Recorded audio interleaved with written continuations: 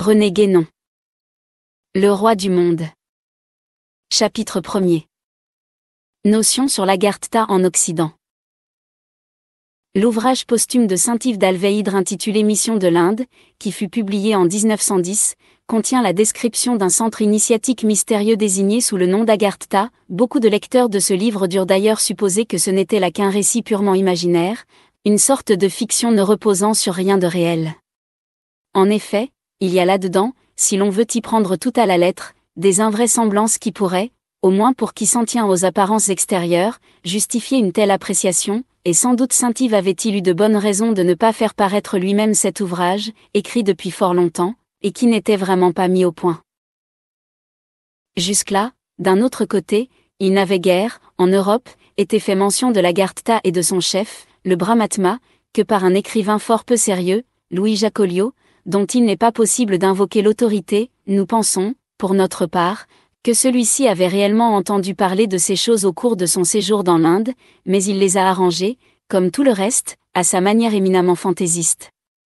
Mais il s'est produit, en 1924, un fait nouveau et quelque peu inattendu, le livre intitulé « Bêtes, hommes et dieux », dans lequel M. Ferdinand Ossendowski raconte les péripéties du voyage mouvementé qu'il fit en 1920 et 1921 à travers l'Asie centrale, renferme, surtout dans sa dernière partie, des récits presque identiques à ceux de Saint-Yves, et le bruit qui a été fait autour de ce livre fournit, croyons-nous, une occasion favorable pour rompre enfin le silence sur cette question de l'Agartha. Naturellement, des esprits sceptiques ou malveillants n'ont pas manqué d'accuser M. Ossendowski d'avoir purement et simplement plagié Saint-Yves, et de relever, à l'appui de cette allégation, tous les passages concordants des deux ouvrages. Il y en a effectivement un bon nombre qui présentent, jusque dans les détails, une similitude assez étonnante. Il y a d'abord ce qui pouvait paraître le plus invraisemblable chez Saint-Yves lui-même, nous voulons dire l'affirmation de l'existence d'un monde souterrain étendant ses ramifications partout, sous les continents et même sous les océans, et par lequel s'établissent d'invisibles communications entre toutes les régions de la Terre. M. Ossendowski, du reste, ne prend pas cette affirmation à son compte, il déclare même qu'il ne sait qu'en penser, mais il l'attribue à divers personnages qu'il a rencontrés au cours de son voyage. Il y a aussi, sur des points plus particuliers, le passage où le roi du monde est représenté devant le tombeau de son prédécesseur, celui où il est question de l'origine des Bohémiens, qui auraient vécu jadis dans l'Agartha, et bien d'autres encore. Saint-Yves dit qu'il est des moments, pendant la célébration souterraine des mystères cosmiques, où les voyageurs qui se trouvent dans le désert s'arrêtent, où les animaux eux-mêmes demeurent silencieux. M. Ossendowski assure qu'il a assisté lui-même à un de ces moments de recueillement général. Il y a surtout, comme coïncidence étrange, l'histoire d'une île, aujourd'hui disparue, où vivaient des hommes et des animaux extraordinaires. Là, Saint-Yves cite le résumé du périple d'Iambule par Diodore de Sicile, tandis que M. Ossendowski parle du voyage d'un ancien bouddhiste du Népal, et cependant leurs descriptions sont fort peu différentes. Si vraiment il existe de cette histoire deux versions provenant de sources aussi éloignées l'une de l'autre, il pourrait être intéressant de les retrouver et de les comparer avec soin. Nous avons tenu à signaler tous ces rapprochements, mais nous tenons aussi à dire qu'ils ne nous convainquent nullement de la réalité du plagiat. Notre intention, d'ailleurs, n'est pas d'entrer ici dans une discussion qui, au fond, ne nous intéresse que médiocrement. Indépendamment des témoignages que M. Ossendowski nous a indiqués de lui-même, nous savons, par de toute autre source, que les récits du genre de ceux dont il s'agit sont chose courante en Mongolie et dans toute l'Asie centrale. Et nous ajouterons tout de suite qu'il existe quelque chose de semblable dans les traditions de presque tous les peuples. D'un autre côté, si M. Ossendowski avait copié en partie la mission de l'Inde, nous ne voyons pas trop pourquoi il aurait omis certains passages à effet, ni pourquoi il aurait changé la forme de certains mots, écrivant par exemple Agarthi au lieu d'Agartha, ce qui s'explique au contraire très bien s'il a eu de sources mongoles les informations que Saint-Yves avait obtenues de sources hindoues, car nous savons que celui-ci fut en relation avec deux hindous au moins. Nous ne comprenons pas davantage pourquoi il aurait employé, pour désigner le chef de la hiérarchie initiatique, le titre de roi du monde qui ne figure nulle part chez Saint-Yves. Même si l'on devait admettre certains emprunts, il n'en resterait pas moins que M. Ossendowski dit parfois des choses qui n'ont pas leur équivalent dans la mission de l'Inde, et qui sont de celles qu'il n'a certainement pas pu inventer de toutes pièces, d'autant plus que, bien plus préoccupé de politique que d'idées et de doctrine, et ignorant de tout ce qui touche à l'ésotérisme, il a été manifestement incapable d'en saisir lui-même la portée exacte.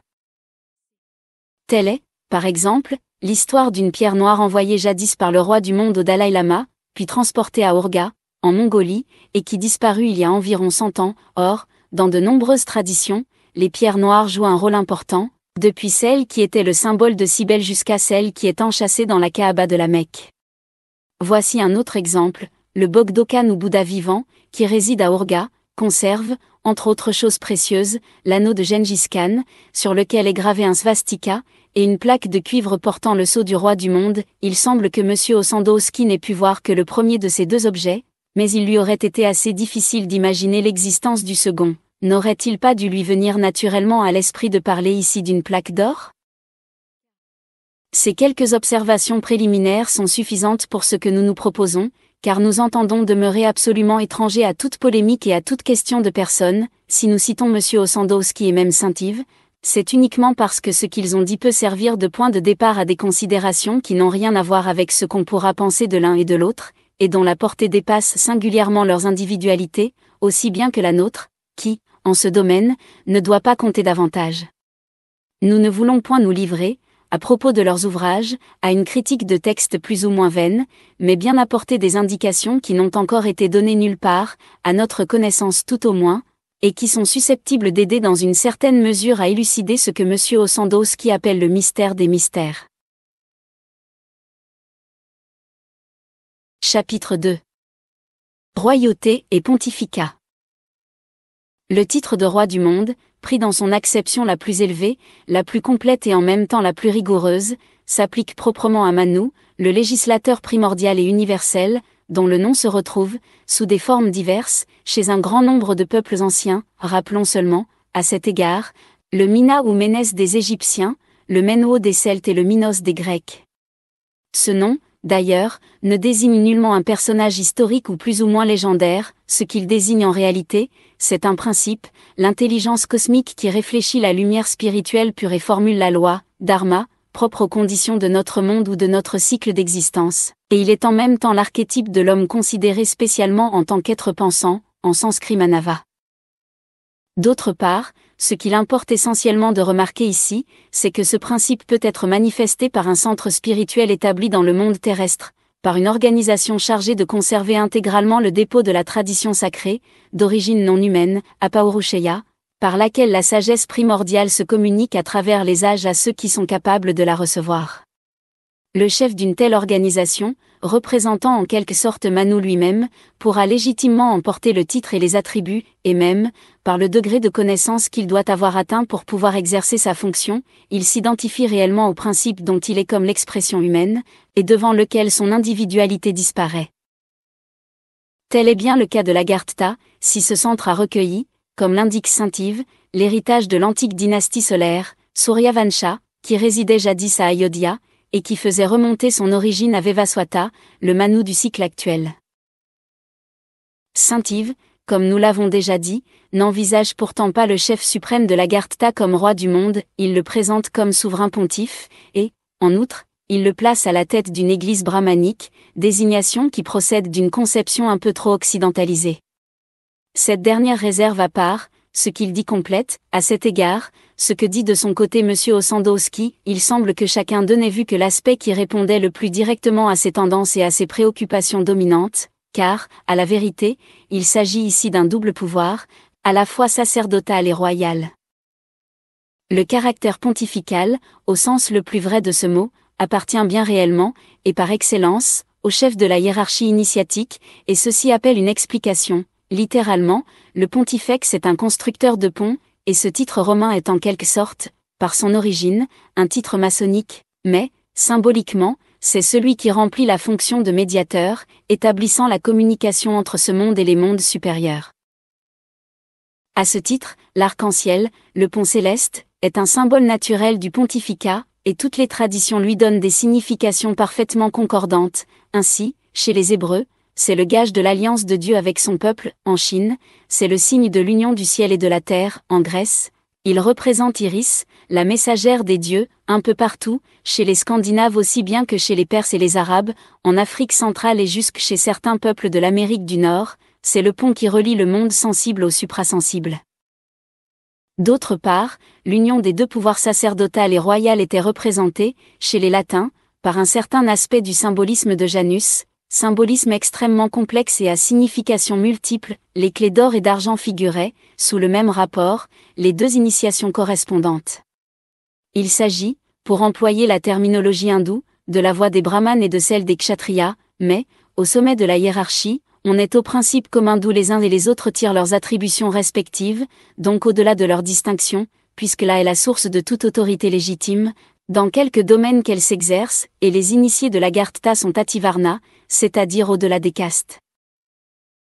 Il y avait au Moyen-Âge une expression dans laquelle les deux aspects complémentaires de l'autorité se trouvaient réunis d'une façon qui est bien digne de remarque. On parlait souvent, à cette époque, d'une contrée mystérieuse qu'on appelait le royaume du prêtre Jean. C'était le temps où ce qu'on pourrait désigner comme la couverture extérieure du centre en question se trouvait formé, pour une bonne part, par les Nestoriens, ou ce qu'on est convenu d'appeler ainsi à tort ou à raison, et les Sabéens, et, précisément, ces derniers se donnaient à eux-mêmes le nom de Mendaïe de Yaria, c'est-à-dire disciples de Jean.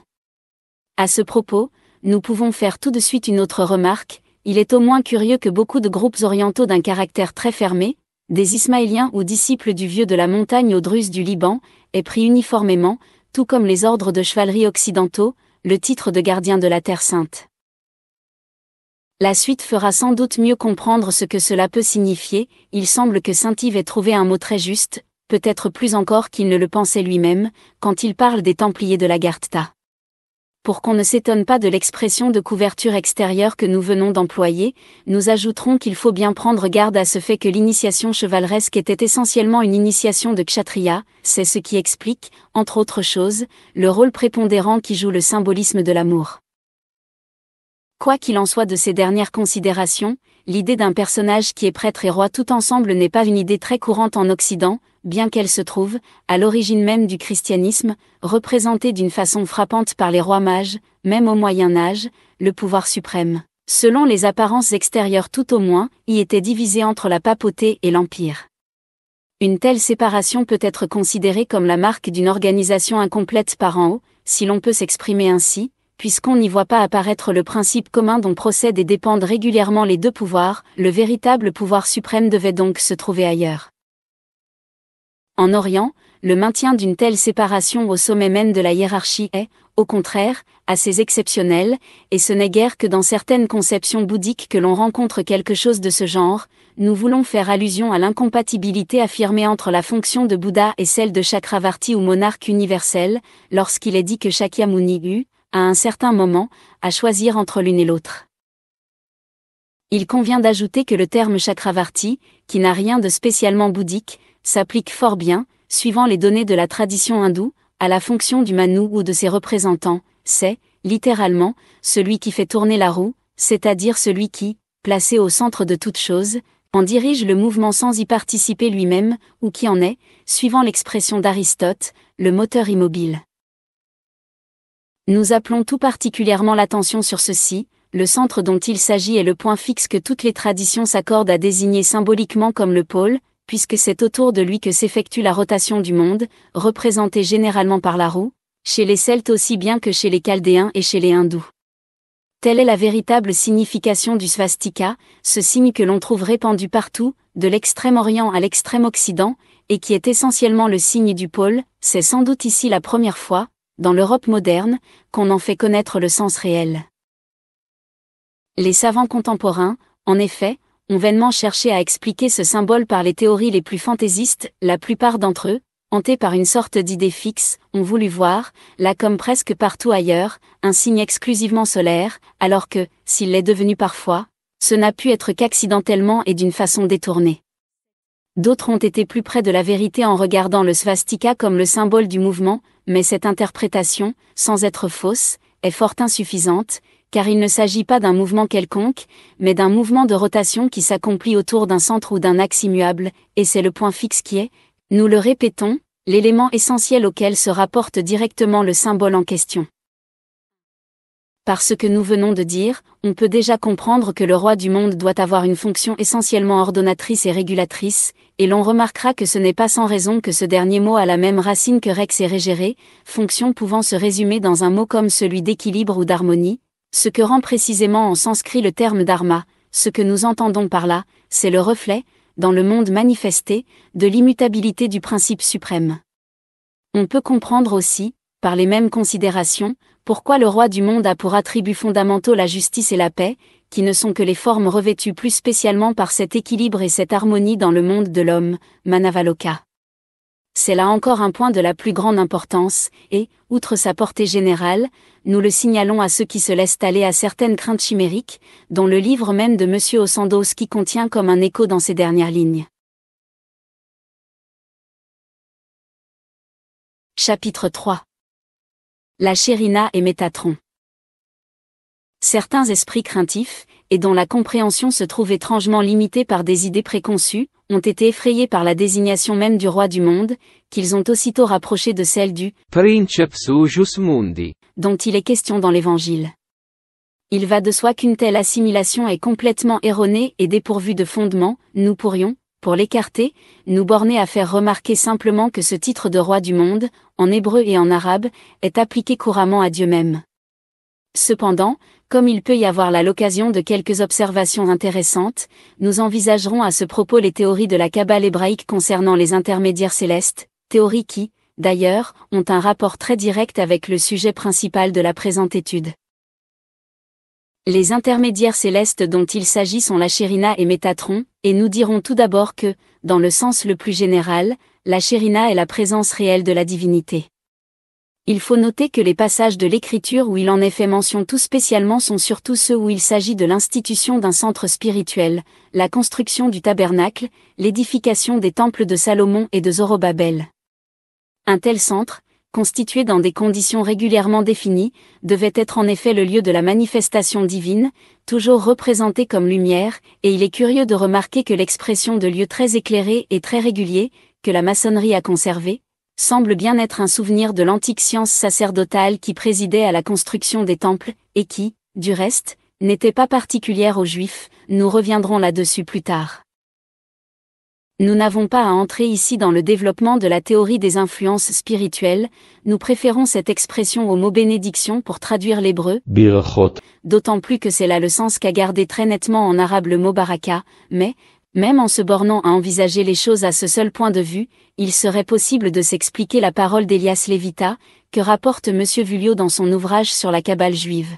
Les maîtres de la Kabbale ont à ce sujet de grands secrets.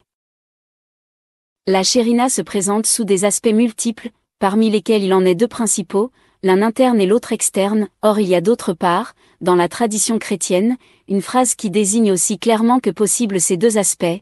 Gloria in excelsis Deo, et in terra pax hominibus bonae voluntatis.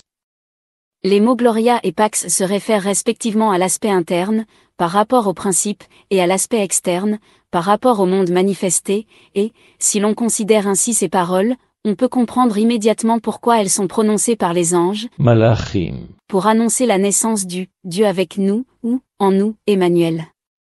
On pourrait aussi, pour le premier aspect, rappeler les théories des théologiens sur la lumière de gloire dans et par laquelle s'opère la vision béatifique, in excelsis, et, quant au second, nous retrouvons ici la paix, à laquelle nous faisions allusion tout à l'heure, et qui, en son sens ésotérique, est indiquée partout comme l'un des attributs fondamentaux des centres spirituels établis en ce monde, in terra. D'ailleurs, le terme arabe sakina, qui est évidemment identique à l'hébreu chérina, se traduit par grande paix, ce qui est l'exact équivalent de la pax profunda des Rose-Croix, et, par là, on pourrait sans doute expliquer ce que ceux-ci entendaient par le temple du Saint-Esprit, comme on pourrait aussi interpréter d'une façon précise les nombreux textes évangéliques dans lesquels il est parlé de la paix, d'autant plus que la tradition secrète concernant la Chérina aurait quelque rapport à la lumière du Messie. Est-ce sans intention que M. Vuillot, lorsqu'il donne cette dernière indication, dit qu'il s'agit de la tradition, réservée à ceux qui poursuivaient le chemin qui aboutit au Pardès, c'est-à-dire, comme nous le verrons plus loin, au centre spirituel suprême? Ceci amène encore une autre remarque connexe.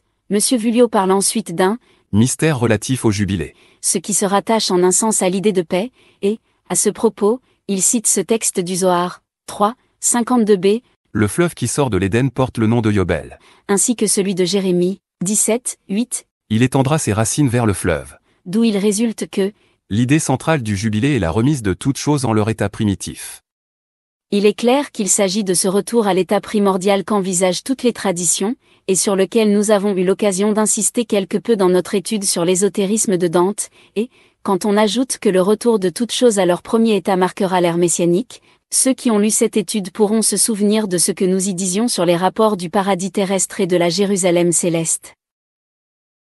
D'ailleurs, à vrai dire, ce dont il s'agit en tout cela, c'est toujours, à des phases diverses de la manifestation cyclique, le Pardès, le centre de ce monde, que le symbolisme traditionnel de tous les peuples compare au cœur, centre de l'être et résidence divine, Brahmapura dans la doctrine hindoue, comme le tabernacle qui en est l'image et qui, pour cette raison, est appelé en hébreu Mishkan ou habitacle de Dieu, mot dont la racine est la même que celle de Shérina. À un autre point de vue, la Shérina est la synthèse des séphirotes, or, dans l'arbre séphirotique, la colonne de droite est le côté de la miséricorde, et la colonne de gauche est le côté de la rigueur. Nous devons donc aussi retrouver ces deux aspects dans la Shérina, et nous pouvons remarquer tout de suite, pour rattacher ceci à ce qui précède, que, sous un certain rapport tout au moins, la rigueur s'identifie à la justice et la miséricorde à la paix. Si l'homme pêche et s'éloigne de la Shérina, il tombe sous le pouvoir des puissances, Sarim, qui dépendent de la rigueur, et alors la Shérina est appelée main de rigueur, ce qui rappelle immédiatement le symbole bien connu de la main de justice, mais, au contraire, si l'homme se rapproche de la Shérina, il se libère, et la Shérina est la main droite de Dieu, c'est-à-dire que la main de justice devient alors la main bénissante.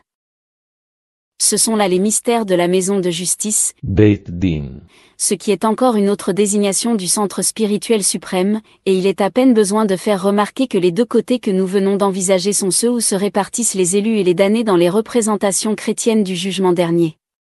On pourrait également établir un rapprochement avec les deux voies que les pythagoriciens figuraient par la lettre Y, et que représentait sous une forme exotérique le mythe d'Hercule entre la vertu et le vice, avec les deux portes célestes et infernales qui, chez les latins, étaient associées au symbolisme de Janus, avec les deux phases cycliques ascendantes et descendantes qui, chez les hindous, se rattachent pareillement au symbolisme de Ganesha. Enfin, il est facile de comprendre par là ce que veulent dire véritablement des expressions comme celle d'intention droite, que nous retrouverons dans la suite, et de bonne volonté, Pax hominibus bonae voluntatis. et ceux qui ont quelque connaissance des divers symboles auxquels nous venons de faire allusion verront que ce n'est pas sans raison que la fête de Noël coïncide avec l'époque du solstice d'hiver, quand on a soin de laisser de côté toutes les interprétations extérieures, philosophiques et morales, auxquelles elles ont donné lieu depuis les stoïciens jusqu'à Kant. La Kabbale donne à la Shérina un parèdre qui porte des noms identiques aux siens, qui possède par conséquent les mêmes caractères, et qui a naturellement autant d'aspects différents que la Shérina elle-même. Son nom est Métatron, et ce nom est numériquement équivalent à celui de Shaddai, le Tout-Puissant, qu'on dit être le nom du Dieu d'Abraham. L'étymologie du mot Métatron est fort incertaine. Parmi les diverses hypothèses qui ont été émises à ce sujet, une des plus intéressantes est celle qui le fait dériver du chaldéique Mitra, qui signifie pluie, et qui a aussi, par sa racine, un certain rapport avec la lumière. S'il en est ainsi, d'ailleurs, il ne faudrait pas croire que la similitude avec le mitra hindou et zoroastrien constitue une raison suffisante pour admettre qu'il y ait là un emprunt du judaïsme à des doctrines étrangères, car ce n'est pas de cette façon tout extérieure qu'il convient d'envisager les rapports qui existent entre les différentes traditions, et nous en dirons autant en ce qui concerne le rôle attribué à la pluie dans presque toutes les traditions, en tant que symbole de la descente des influences spirituelles du ciel sur la terre. À ce propos, signalons que la doctrine hébraïque parle d'une rosée de lumière émanant de l'arbre de vie et par laquelle doit s'opérer la résurrection des morts, ainsi que d'une effusion de rosée qui représente l'influence céleste se communiquant à tous les mondes, ce qui rappelle singulièrement le symbolisme alchimique et rosicrucien.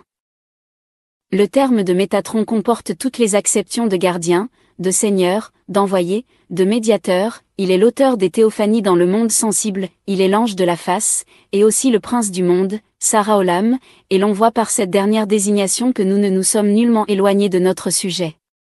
Pour employer le symbolisme traditionnel que nous avons déjà expliqué précédemment, nous dirions volontiers que, comme le chef de la hiérarchie initiatique est le pôle terrestre, Métatron est le pôle céleste, et celui-ci a son reflet dans celui-là, avec lequel il est en relation directe suivant l'axe du monde.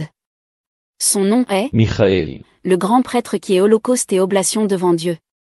Et tout ce que font les Israélites sur terre est accompli d'après les types de ce qui se passe dans le monde céleste.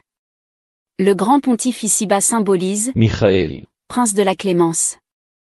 Dans tous les passages où l'Écriture parle de l'apparition de Michael. il s'agit de la gloire de la Shérina. Ce qui est dit ici des Israélites peut être dit pareillement de tous les peuples possesseurs d'une tradition véritablement orthodoxe, à plus forte raison doit-on le dire des représentants de la tradition primordiale dont toutes les autres dérivent et à laquelle elles sont toutes subordonnées, et ceci est en rapport avec le symbolisme de la Terre Sainte, image du monde céleste, auquel nous avons déjà fait allusion. D'autre part, suivant ce que nous avons dit plus haut, Métatron n'a pas que l'aspect de la clémence, il a aussi celui de la justice, il n'est pas seulement le grand prêtre, Cohen Agadol, mais aussi le grand prince, Sarah Gadol, et le chef des milices célestes, c'est-à-dire qu'en lui est le principe du pouvoir royal, aussi bien que du pouvoir sacerdotal ou pontifical auquel correspond proprement la fonction de médiateur. Il faut d'ailleurs remarquer que Melech, roi et Malachim, ange ou envoyé ne sont en réalité que deux formes d'un seul et même mot. De plus, Malachi, mon envoyé, c'est-à-dire l'envoyé de Dieu, ou l'ange dans lequel est Dieu, Malach Elohim, est l'anagramme de Michael, Il convient d'ajouter que, si Michael, s'identifie à Métatron comme on vient de le voir, il n'en représente cependant qu'un aspect, à côté de la face lumineuse, il y a une face obscure, et celle-ci est représentée par Shmuel, qui est également appelé Sarah Olam. Nous revenons ici au point de départ de ces considérations.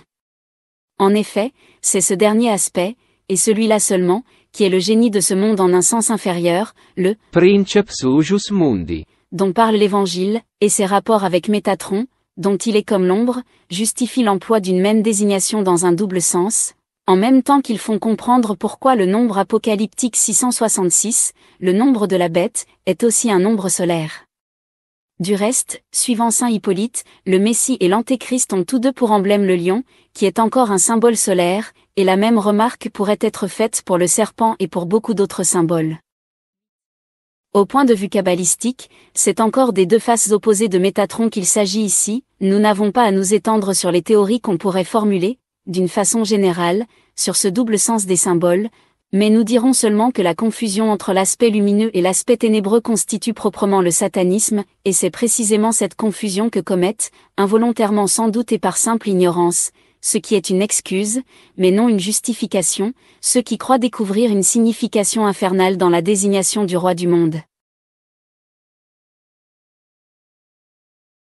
Chapitre 4. Les trois fonctions suprêmes. Suivant saint Yves, le chef suprême de l'Agartha porte le titre de Brahmatma, il serait plus correct d'écrire Brahmatma, support des âmes dans l'esprit de Dieu, ses deux assesseurs sont le Mahatma, représentant l'âme universelle, et le Mahanga, symbole de toute l'organisation matérielle du cosmos. C'est la division hiérarchique que les doctrines occidentales représentent par le ternaire esprit, âme, corps, et qui est appliquée ici selon l'analogie constitutive du macrocosme et du microcosme. Il importe de remarquer que ces termes, en sanskrit, désignent proprement des principes, et qu'ils ne peuvent être appliqués à des êtres humains qu'en tant que ceux-ci représentent ces mêmes principes, de sorte que, même dans ce cas, ils sont attachés essentiellement à des fonctions, et non à des individualités. D'après M. Ossandowski, le Mahatma connaît les événements de l'avenir, et le Mahanga dirige les causes de ces événements. Quant au Brahmatma, il peut parler à Dieu face à face, et il est facile de comprendre ce que cela veut dire, si l'on se souvient qu'il occupe le point central où s'établit la communication directe du monde terrestre avec les états supérieurs et, à travers ceux-ci, avec le principe suprême. D'ailleurs, l'expression de roi du monde, si on voulait l'entendre dans un sens restreint, et uniquement par rapport au monde terrestre, serait fort inadéquate, il serait plus exact, à certains égards, d'appliquer au Brahmatma celle de maître des trois mondes, car, dans toute hiérarchie véritable, celui qui possède le degré supérieur possède en même temps et par là même tous les degrés subordonnés, et ces trois mondes, qui constituent le Tribhuvana de la tradition hindoue, sont, comme nous l'expliquerons un peu plus loin, les domaines qui correspondent respectivement aux trois fonctions que nous énumérions tout à l'heure. Quand il sort du temple, Dit M. Ossandowski, le roi du monde rayonne de la lumière divine. la Bible hébraïque dit exactement la même chose de Moïse lorsqu'il descendait du Sinaï, et il est à remarquer, au sujet de ce rapprochement, que la tradition islamique regarde Moïse comme ayant été le Paul, el-Qutb, de son époque, ne serait-ce pas pour cette raison, d'ailleurs, que la Kabbale dit qu'il fut instruit par Métatron lui-même? Encore conviendrait-il de distinguer ici entre le centre spirituel principal de notre monde et les centres secondaires qui peuvent lui être subordonnés, et qui le représentent seulement par rapport à des traditions particulières, adaptées plus spécialement à des peuples déterminés. Sans nous étendre sur ce point, nous ferons remarquer que la fonction de législateur, en arabe rasoul, qui est celle de Moïse, suppose nécessairement une délégation du pouvoir que désigne le nom de Manou, et, d'autre part, une des significations contenues dans ce nom de Manou indique précisément la réflexion de la lumière divine. Le roi du monde, Dit un lama à M. Ossandowski, est en rapport avec les pensées de tous ceux qui dirigent la destinée de l'humanité. Il connaît leurs intentions et leurs idées. Si elles plaisent à Dieu, le roi du monde les favorisera de son aide invisible. Si elles déplaisent à Dieu, le roi provoquera leur échec. Ce pouvoir est donné à Agarthy par la science mystérieuse d'Om, mot par lequel nous commençons toutes nos prières. Aussitôt après vient cette phrase, qui, pour tous ceux qui ont seulement une vague idée de la signification du monosyllabe sacré Om, doit être une cause de stupéfaction. Om est le nom d'un ancien saint, le premier des Goros, M. Ossandowski écrit Goro pour gourou. qui vécut il y a 300 000 ans. Cette phrase, en effet, est absolument inintelligible si l'on ne songe à ceci, l'époque dont il s'agit, et qui ne nous paraît d'ailleurs indiquer que d'une façon très vague, est fort antérieure à l'ère du présent Manu. D'autre part, l'Adi Manu ou premier Manu de notre Kalpa, Vevaswata étant le 7e, est appelé Swayambhuva, c'est-à-dire issu de Swayambhu, celui qui subsiste par soi-même, ou le Logos éternel, or le Logos, ou celui qui le représente directement, peut véritablement être désigné comme le premier des gourous ou maîtres spirituels, et, effectivement, Om est en réalité un nom du Logos. D'autre part, le mot Om donne immédiatement la clé de la répartition hiérarchique des fonctions entre le Brahma et ses deux assesseurs, tel que nous l'avons déjà indiqué. En effet, selon la tradition hindoue, les trois éléments de ce monosyllabe sacré symbolisent respectivement les trois mondes auxquels nous faisions allusion tout à l'heure, les trois termes du Tribhuvana, la terre, Bhu, l'atmosphère, Bhuvas, le ciel, Swar, c'est-à-dire, en d'autres termes, le monde de la manifestation corporelle, le monde de la manifestation subtile ou psychique, le monde principiel non manifesté. Ce sont là, en allant de bas en haut, les domaines propres du Mahanga, du Mahatma et du Brahma, comme on peut le voir aisément en se reportant à l'interprétation de leur titre qui a été donné plus haut, et ce sont les rapports de subordination existants entre ces différents domaines qui justifient, pour le Brahma, l'appellation de maître des trois mondes que nous avons employée précédemment. Celui-ci est le Seigneur de toutes choses, l'omniscient, qui voit immédiatement tous les effets dans leur cause, l'ordonnateur interne, qui réside au centre du monde et le régit du dedans, dirigeant son mouvement sans y participer, la source de tout pouvoir légitime, l'origine et la fin de tous les êtres, de la manifestation cyclique dont il représente la loi. Pour nous servir encore d'un autre symbolisme, non moins rigoureusement exact, nous dirons que le Mahanga représente la base du triangle initiatique, et le Brahma son sommet. Entre les deux, le Mahatma incarne en quelque sorte un principe médiateur, la vitalité cosmique, l'anima mundi des hermétistes, dont l'action se déploie dans l'espace intermédiaire, et tout cela est figuré très clairement par les caractères correspondants de l'alphabet sacré que saint Yves appelle Vatan et M. Ossandowski Vatanan, ou, ce qui revient au même, par les formes géométriques, lignes droites, spirales et points, auxquels se ramènent essentiellement les trois matras ou éléments constitutifs du monosyllabe Om. Expliquons-nous plus nettement encore, au Brahma appartient la plénitude des deux pouvoirs sacerdotal et royal, envisagés principiellement et en quelque sorte à l'état indifférencié, ces deux pouvoirs se distinguant ensuite pour se manifester, le Mahatma représente plus spécialement le pouvoir sacerdotal, et le Mahanga le pouvoir royal. Cette distinction correspond à celle des Brahmanes et des Kshatriyas, mais d'ailleurs, étant au-delà des castes, le Mahatma et le Mahanga ont en eux-mêmes, aussi bien que le Brahma, un caractère à la fois sacerdotal et royal. À ce propos, nous préciserons même un point qui semble n'avoir jamais été expliqué d'une façon satisfaisante, et qui est cependant fort important. Nous faisions allusion précédemment aux rois mages de l'Évangile, comme unissant en eux les deux pouvoirs. Nous dirons maintenant que ces personnages mystérieux ne représentent en réalité rien d'autre que les trois chefs de l'Agartha. Le Mahanga offre au Christ l'or et le salut comme roi, le Mahatma lui offre l'encens et le salut comme prêtre, enfin, le Brahma lui offre la myrrhe, le baume d'incorruptibilité, image de l'Amrita, et le salut comme prophète ou maître spirituel par excellence. L'hommage ainsi rendu au Christ naissant, dans les trois mondes qui sont leurs domaines respectifs, par les représentants authentiques de la tradition primordiale, est en même temps, qu'on le remarque bien, le gage de la parfaite orthodoxie du christianisme à l'égard de celle-ci. Naturellement, M. Ossendowski ne pouvait aucunement envisager des considérations de cet ordre, mais, s'il avait compris certaines choses plus profondément qu'il ne l'a fait, il aurait pu du moins remarquer la rigoureuse analogie qui existe entre le ternaire suprême de l'Agartha et celui du lamaïsme tel qu'il l'indique, le Dalai Lama, réalisant la sainteté, ou la pure spiritualité, de Bouddha, le Tashi Lama, réalisant sa science, non magique comme il semble le croire, mais plutôt théurgique, et le Bogdokan, représentant sa force matérielle et guerrière, c'est exactement la même répartition selon les trois mondes. Il aurait même pu faire cette remarque d'autant plus facilement qu'on lui avait indiqué que la capitale d'Agartha rappelle Lhasa ou le palais du Dalai Lama, le Potala, se trouve au sommet d'une montagne recouverte de temples et de monastères. Cette façon d'exprimer les choses est d'ailleurs fautive en ce qu'elle renverse les rapports, car, en réalité, c'est de l'image qu'on peut dire qu'elle rappelle son prototype, et non le contraire. Or le centre du lamaïsme ne peut être qu'une image du véritable centre du monde, mais tous les centres de ce genre présentent, quant au lieu où ils sont établis, certaines particularités topographiques communes, car ces particularités, bien loin d'être indifférentes, ont une valeur symbolique incontestable et, de plus, doivent être en relation avec les lois suivant lesquelles agissent les influences spirituelles. C'est là une question qui relève proprement de la science traditionnelle à laquelle on peut donner le nom de géographie sacrée. Il y a encore une autre concordance non moins remarquable, Saint Yves, décrivant les divers degrés ou cercles de la hiérarchie initiatique, qui sont en relation avec certains nombres symboliques, se référant notamment aux divisions du temps, termine en disant que le cercle le plus élevé et le plus rapproché du centre mystérieux se compose de 12 membres, qui représentent l'initiation suprême et correspondent, entre autres choses, à la zone zodiacale.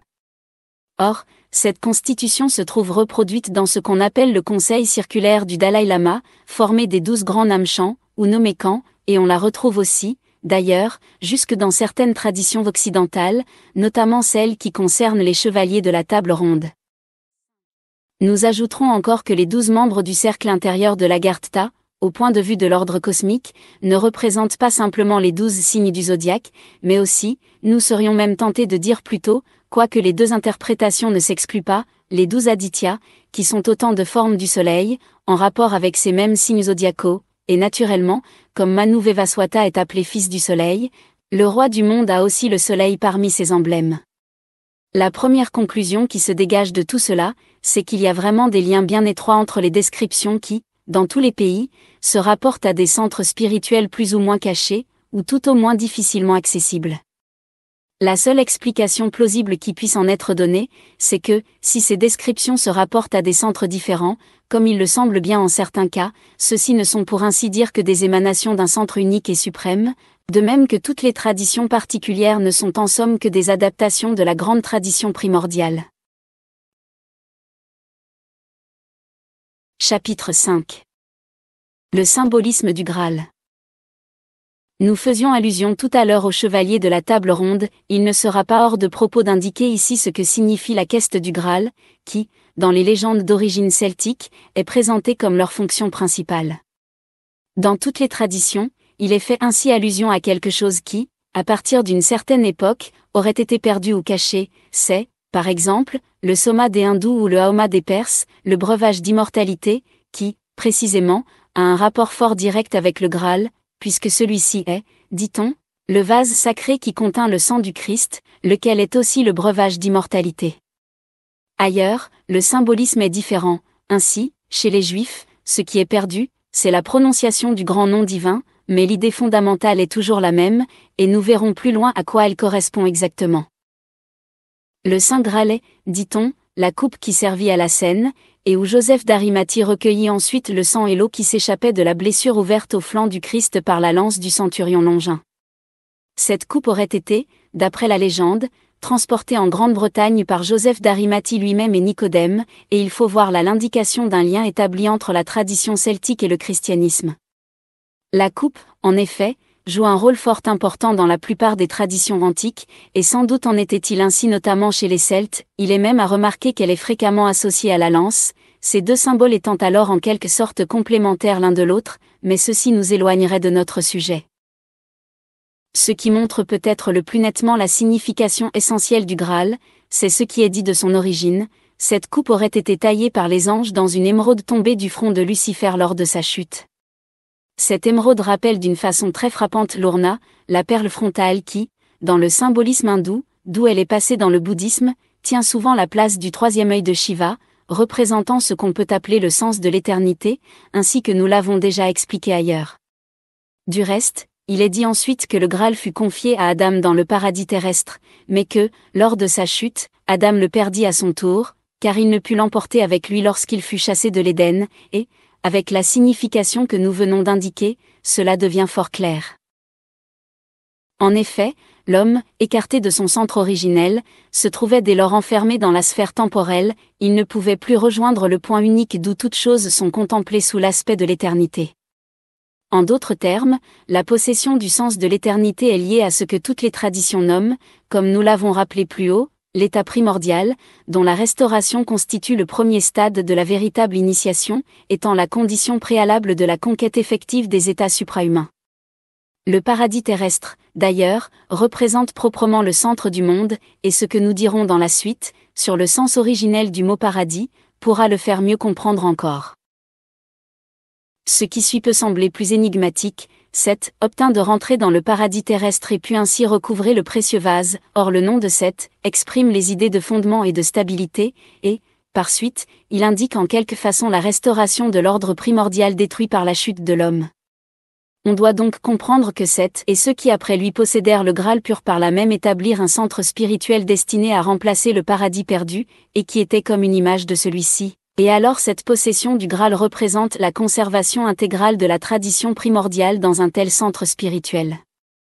La légende, d'ailleurs, ne dit pas où ni par qui le Graal fut conservé jusqu'à l'époque du Christ, mais l'origine celtique qu'on lui reconnaît doit sans doute laisser entendre que les druides y eurent une part et doivent être comptés parmi les conservateurs réguliers de la tradition primordiale.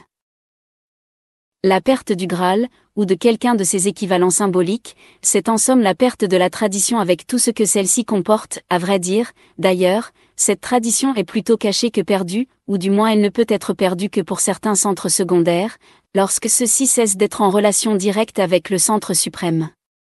Quant à ce dernier, il garde toujours intact le dépôt de la tradition, et il n'est pas affecté par les changements qui surviennent dans le monde extérieur, c'est ainsi que, suivant divers pères de l'Église, et notamment saint Augustin, le déluge n'a pu atteindre le paradis terrestre, qui est l'habitation d'Enoch et la terre des saints, et dont le sommet touche la sphère lunaire, c'est-à-dire se trouve au-delà du domaine du changement, identifié au monde sublunaire, au point de communication de la terre et des cieux.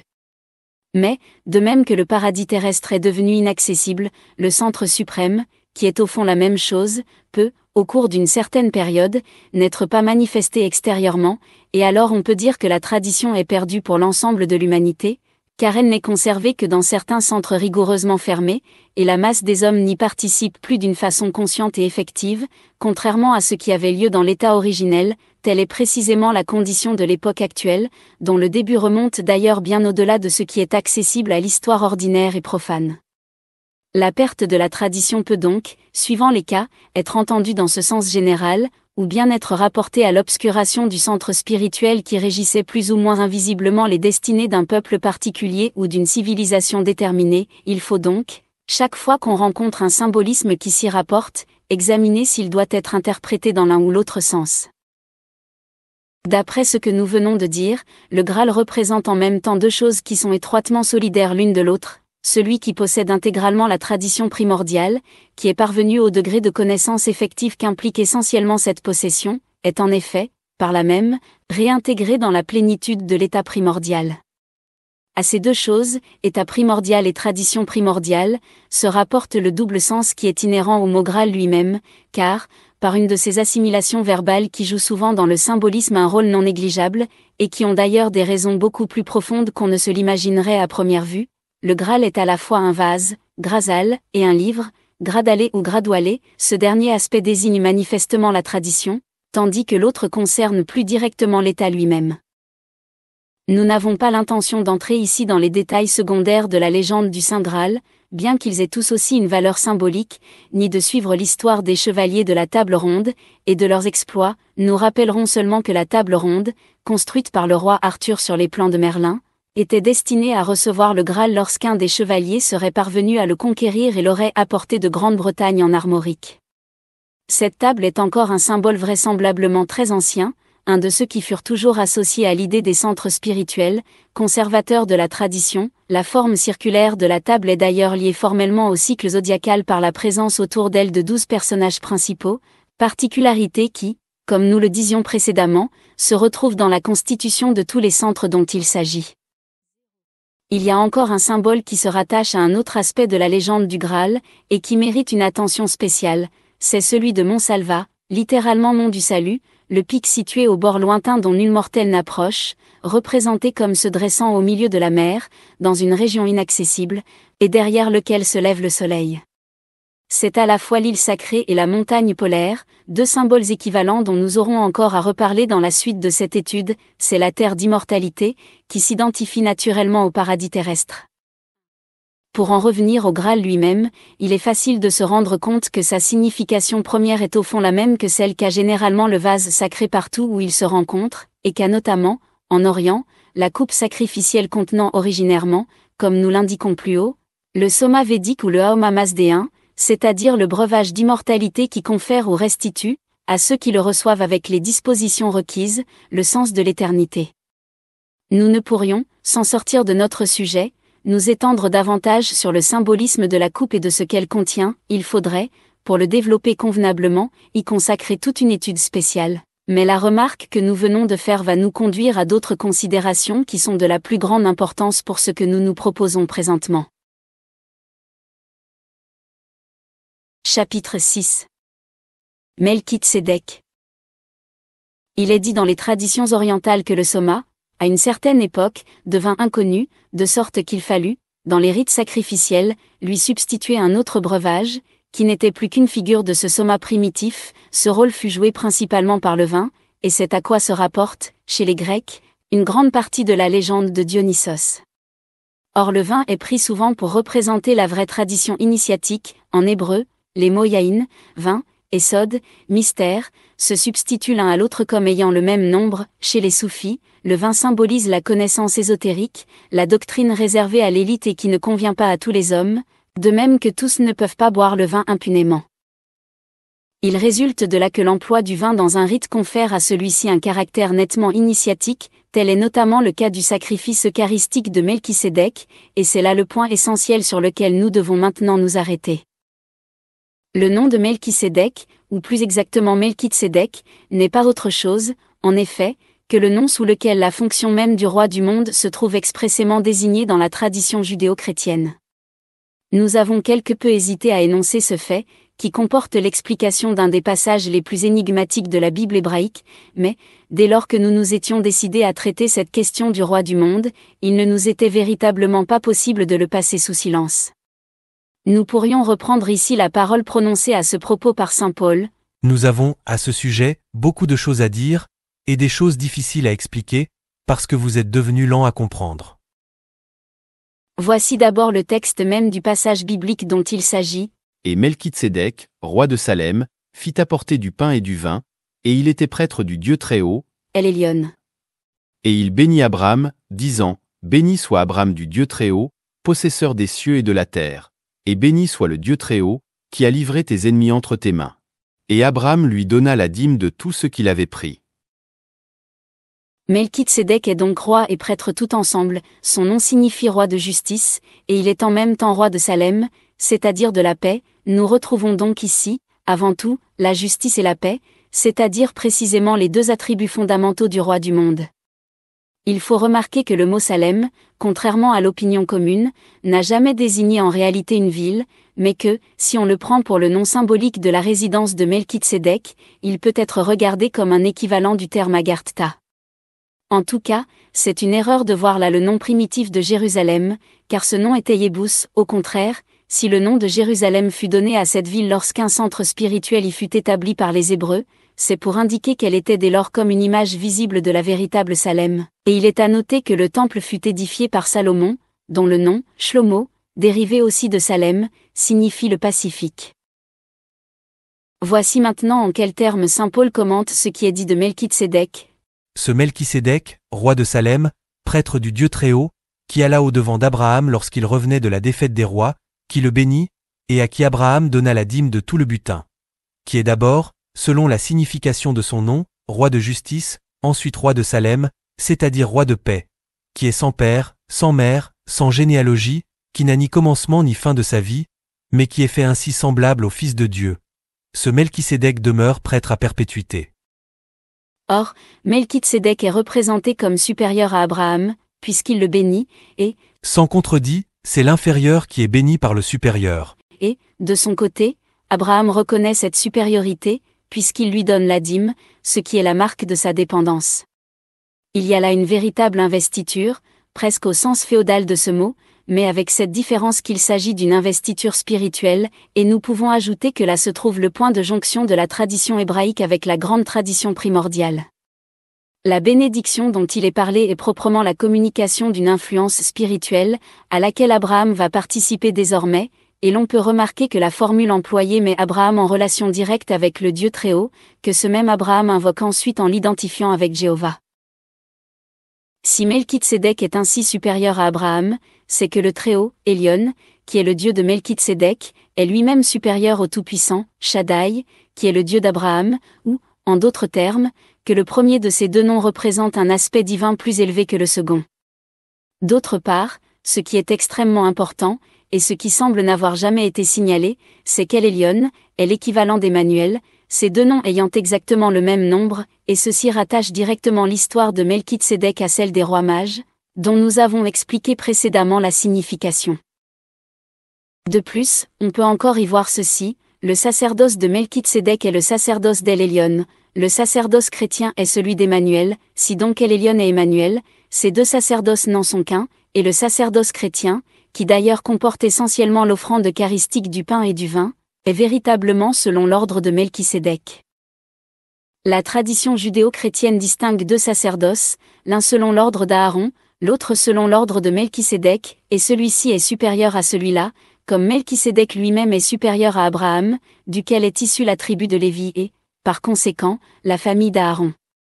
Cette supériorité est nettement affirmée par saint Paul, qui dit « Lévi même, qui perçoit la dîme, sur le peuple d'Israël, l'a payé, pour ainsi dire, par Abraham. » Nous n'avons pas à nous étendre davantage ici sur la signification de ces deux sacerdoces, mais nous citerons encore cette autre parole de saint Paul, Ici, dans le sacerdoce lévitique, ce sont des hommes mortels qui perçoivent les dîmes.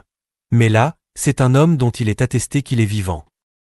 cet homme vivant qui est Melchisédek, c'est Manou qui demeure en effet perpétuellement, en hébreu le Olam, c'est-à-dire pour toute la durée de son cycle, Manvantara, ou du monde qu'il régit spécialement. C'est pourquoi il est sans généalogie, car son origine est non humaine, puisqu'il est lui-même le prototype de l'homme, et il est bien réellement fait semblable au Fils de Dieu, puisque, par la loi qu'il formule, il est, pour ce monde, l'expression et l'image même du Verbe divin.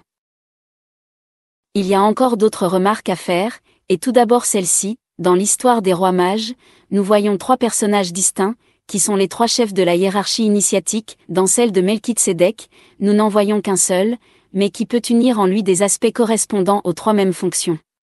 C'est ainsi que certains ont distingué Adonit-Sédek, le seigneur de justice, qui se dédouble en quelque sorte en Cohen-Sédek, le prêtre de justice, et Melchisédek, le roi de justice. Ces trois aspects peuvent en effet être considérés comme se rapportant respectivement aux fonctions du Brahma, du Mahatma et du Mahanga. Bien que Melchisédek ne soit alors proprement que le nom du troisième aspect, il est appliqué d'ordinaire par extension à l'ensemble des trois, et, s'il est ainsi employé de préférence aux autres, c'est que la fonction qu'il exprime est la plus proche du monde extérieur, donc celle qui est manifestée le plus immédiatement. Du reste, on peut remarquer que l'expression de roi du monde, aussi bien que celle de roi de justice, ne fait allusion directement qu'au pouvoir royal, et, d'autre part, on trouve aussi dans l'Inde la désignation de Dharmaraja, qui est littéralement équivalente à celle de Melchisédek. Si maintenant nous prenons le nom de Melchisédek dans son sens le plus strict, les attributs propres du roi de justice sont la balance et l'épée, et ces attributs sont aussi ceux de Michaël, considéré comme l'ange du jugement.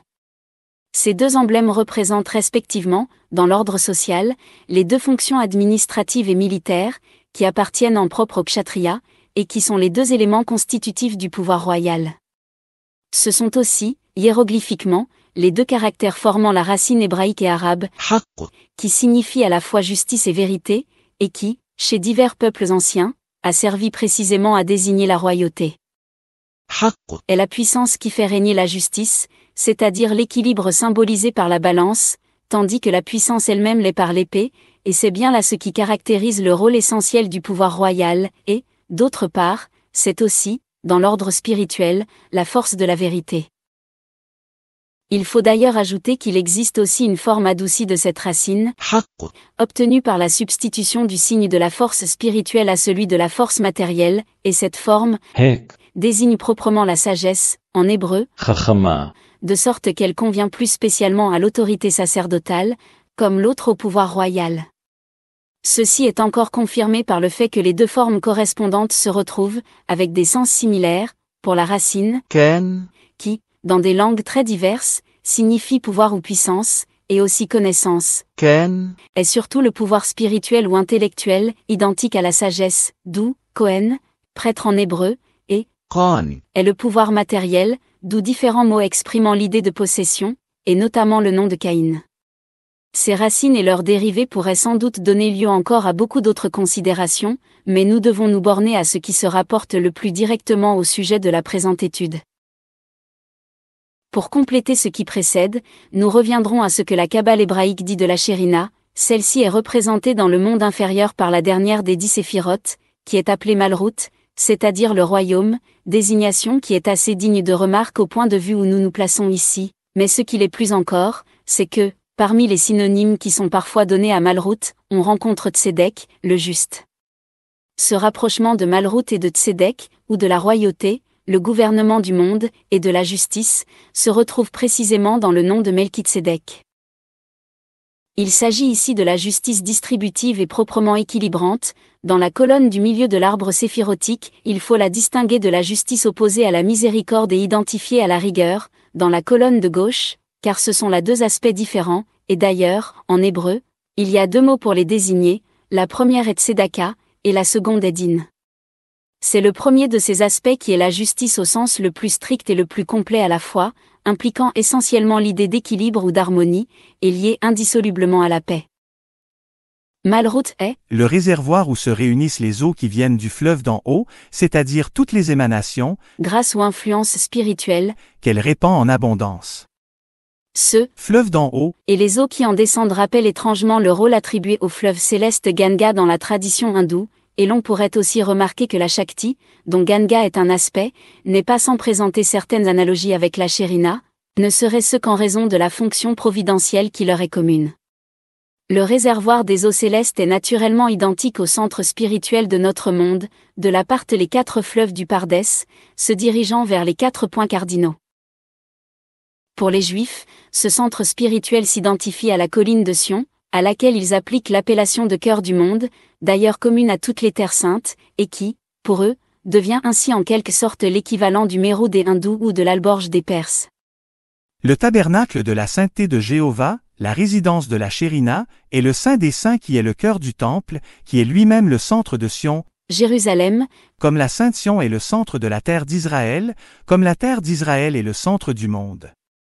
on peut même pousser les choses encore plus loin, non seulement tout ce qui est énuméré ici, en le prenant dans l'ordre inverse, mais aussi, après le tabernacle dans le temple, l'arche d'alliance dans le tabernacle, et, sur l'arche d'alliance elle-même, le lieu de manifestation de la Shérina, entre les deux kéroubim, représente comme autant d'approximations successives du pôle spirituel.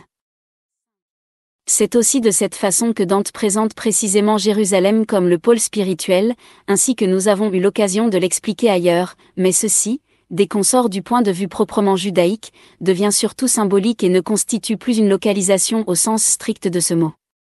Tous les centres spirituels secondaires, constitués en vue d'adaptation de la tradition primordiale à des conditions déterminées, sont, comme nous l'avons déjà montré, des images du centre suprême. Sion peut n'être en réalité qu'un de ces centres secondaires, et cependant s'identifier symboliquement au centre suprême en vertu de cette similitude. Jérusalem est effectivement, comme l'indique son nom, une image de la véritable Salem, ce que nous avons dit et ce que nous dirons encore de la Terre Sainte, qui n'est pas seulement la terre d'Israël, permettra de le comprendre sans difficulté. À ce propos, une autre expression très remarquable comme synonyme de Terre Sainte, est celle de Terre des vivants. Elle désigne manifestement le séjour d'immortalité, de sorte que, dans son sens propre et rigoureux, elle s'applique au paradis terrestre ou à ses équivalents symboliques, mais cette appellation a été aussi transportée aux terres saintes secondaires, et notamment à la terre d'Israël. Il est dit que la terre des vivants comprend cette terre, et M. Vuillot note à ce sujet que « Cette terre est Canaan dans lequel il y avait sept peuples. » Sans doute, cela est exact au sens littéral, mais, symboliquement, cette terre pourrait fort bien, comme celle dont il est question d'autre part dans la tradition islamique, correspondre aux sept dvipas qui, selon la tradition hindoue, ont le Mérou pour centre commun, et sur lesquels nous reviendrons plus loin. De même, quand les anciens mondes, ou les créations antérieures à la nôtre, sont figurés par les sept rois d'Édom, le nombre septénaire se trouvant ici en rapport avec les 7 jours de la Genèse, il y a là une ressemblance, beaucoup trop frappante pour n'être qu'accidentelle, avec les ères des 7 Manous comptés depuis le début du Kalpa jusqu'à l'époque actuelle. Chapitre 7. Luz, ou le séjour d'immortalité. Les traditions relatives au monde souterrain se rencontrent chez un grand nombre de peuples, nous n'avons pas l'intention de les rassembler toutes ici, d'autant plus que certaines d'entre elles ne semblent pas avoir une relation très directe avec la question qui nous occupe. Cependant, on pourrait observer, d'une façon générale, que le culte des cavernes est toujours plus ou moins lié à l'idée de lieu intérieur ou de lieu central, et que, à cet égard, le symbole de la caverne et celui du cœur sont assez proches l'un de l'autre. D'autre part, il y a très réellement, en Asie centrale comme en Amérique et peut-être ailleurs encore, des cavernes et des souterrains où certains centres initiatiques ont pu se maintenir depuis des siècles, mais, en dehors de ce fait, il y a, dans tout ce qui est rapporté à ce sujet, une part de symbolisme qu'il n'est pas bien difficile de dégager, et nous pouvons même penser que ce sont précisément des raisons d'ordre symbolique qui ont déterminé le choix de lieux souterrains pour l'établissement de ces centres initiatiques, beaucoup plus que des motifs de simple prudence. Saint Yves aurait peut-être pu expliquer ce symbolisme, mais il ne l'a pas fait, et c'est ce qui donne à certaines parties de son livre une apparence de fantasmagorie. Quant à M. Ossendowski, il était sûrement incapable d'aller au-delà de la lettre et de voir dans ce qu'on lui disait autre chose que le sens le plus immédiat. Parmi les traditions auxquelles nous faisions allusion tout à l'heure, il en est une qui présente un intérêt particulier, elle se trouve dans le judaïsme et concerne une ville mystérieuse appelée Luz. Ce nom était originairement celui du lieu où Jacob eut le songe à la suite duquel il l'appela Beit-El, c'est-à-dire maison de Dieu, nous reviendrons plus tard sur ce point. Il est dit que l'ange de la mort ne peut pénétrer dans cette ville et n'y a aucun pouvoir, et, par un rapprochement assez singulier, mais très significatif, certains la situent près de l'Alborge, qui est également, pour les Perses, le séjour d'immortalité. Près de Luz, il y a, dit-on, un amandier, appelé aussi Luz en hébreu, à la base duquel est un creux par lequel on pénètre dans un souterrain, et ce souterrain conduit à la ville elle-même, qui est entièrement cachée. Le mot Luz, dans ses diverses acceptions, semble d'ailleurs dériver d'une racine désignant tout ce qui est caché, couvert, enveloppé, silencieux, secret, et il est à noter que les mots qui désignent le ciel ont primitivement la même signification. On rapproche ordinairement Coelum du grec Kilon, creux, ce qui peut aussi avoir un rapport avec la caverne, d'autant plus que Varron indique ce rapprochement en ces termes, à Cavo Coelum, mais il faut remarquer aussi que la forme la plus ancienne et la plus correcte semble être Kaelum, qui rappelle de très près le mot Kaelare, caché. D'autre part, en sanskrit, Varuna vient de la racine var, couvrir, ce qui est également le sens de la racine kal à laquelle se rattache le latin chelare, autre forme de kaelare, et son synonyme grec kalyptine, et le grec Ouranos n'est qu'une autre forme du même nom, var se changeant facilement en our. Ces mots peuvent donc signifier ce qui couvre, ce qui cache, mais aussi ce qui est caché, et ce dernier sens est double, c'est ce qui est caché au sens, le domaine suprasensible, et c'est aussi, dans les périodes d'occultation ou d'obscurcissement, la tradition qui cesse d'être manifestée extérieurement et ouvertement, le monde céleste devenant alors le monde souterrain. Il y a encore, sous un autre rapport, un rapprochement à établir avec le ciel. Luz est appelée la cité bleue, et cette couleur, qui est celle du saphir, est la couleur céleste. Dans l'Inde, on dit que la couleur bleue de l'atmosphère est produite par la réflexion de la lumière sur l'une des faces du Mérou, la face méridionale, qui regarde le Jambudvipa, et qui est faite de saphir. Il est facile de comprendre que ceci se réfère au même symbolisme. Le Jambudvipa n'est pas seulement l'Inde comme on le croit d'ordinaire, mais il représente en réalité tout l'ensemble du monde terrestre dans son état actuel, et ce monde peut, en effet, être regardé comme situé tout entier au sud du Mérou, puisque celui-ci est identifié avec le pôle septentrional. Les 7 dwipas, littéralement îles ou continents, émergent successivement au cours de certaines périodes cycliques, de sorte que chacun d'eux est le monde terrestre envisagé dans la période correspondante. Ils forment un lotus dont le centre est le Meru, par rapport auquel ils sont orientés suivant les 7 régions de l'espace. Il y a donc une face du Meru qui est tournée vers chacun des 7 dwipas. Si chacune de ces faces a l'une des couleurs de l'arc-en-ciel, la synthèse de ces 7 couleurs est le blanc, qui est attribué partout à l'autorité spirituelle suprême, et qui est la couleur du Meru considérée en lui-même. Nous verrons qu'il est effectivement désigné comme la montagne blanche, tandis que les autres représentent seulement ses aspects par rapport aux différents dwipas.